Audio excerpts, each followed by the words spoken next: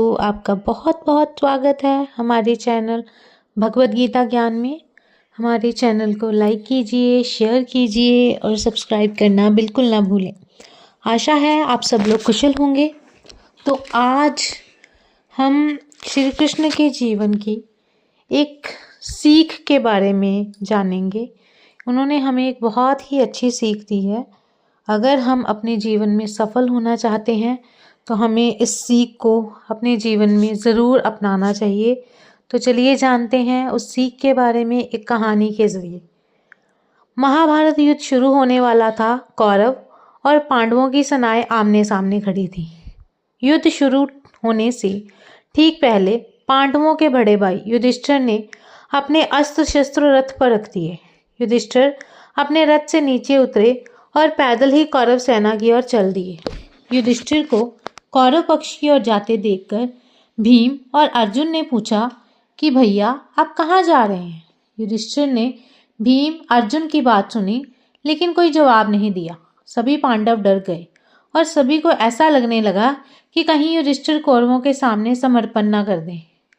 भीम अर्जुन ने श्री कृष्ण से कहा कि आप भैया को रोकिए, कहीं भैया युद्ध से पहले ही आत्मसमर्पण न कर दें।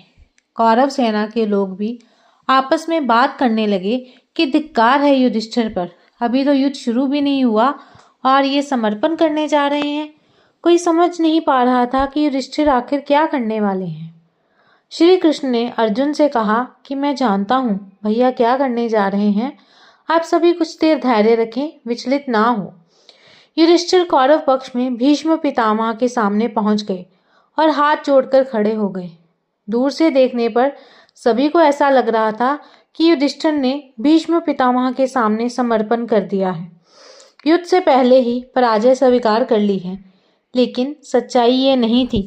दरअसल युधिष्ठिर ने हाथ जोड़कर भीष्म से कहा था कि पितामह आज्ञा दीजिए ताकि हम आपके विरुद्ध युद्ध को रोक सकें, विरुद्ध युद्ध कर सकें।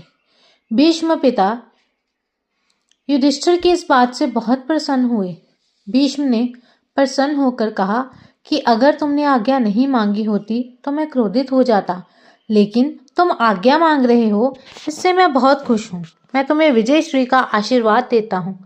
दूसरी ओर श्री कृष्ण ने पांडवों को समझाया कि शास्त्रों में लिखा है, जब भी कोई बड़ा काम करो तो सबसे पहले घर के बड़ों का आशीर्वाद और अनुमति लेनी चाहिए, तभी विजय मिलती है।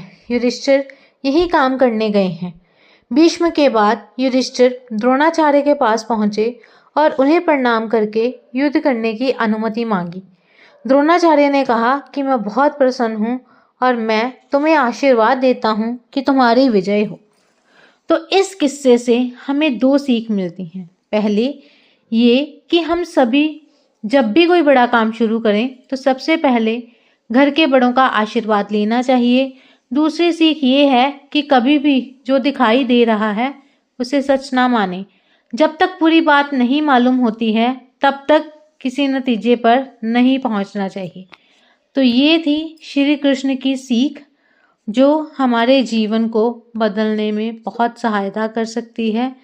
तो हमें भी अपने जीवन में श्री कृष्ण की इस दी हुई सीख को अपनाना चाहिए और अपने जीवन को सुखमय बनाना चाहिए। धन्यवाद। आशा है आपको आज की हमारी ये वीडियो पसंद आई होगी। अगर आपको ये वीडियो पसंद आई है तो प्लीज़ हमारे चैनल को लाइक कीजिए, शेयर कीजिए और सब्सक्राइब करना बिल्कुल ना भूलें। जय श्री कृष्ण।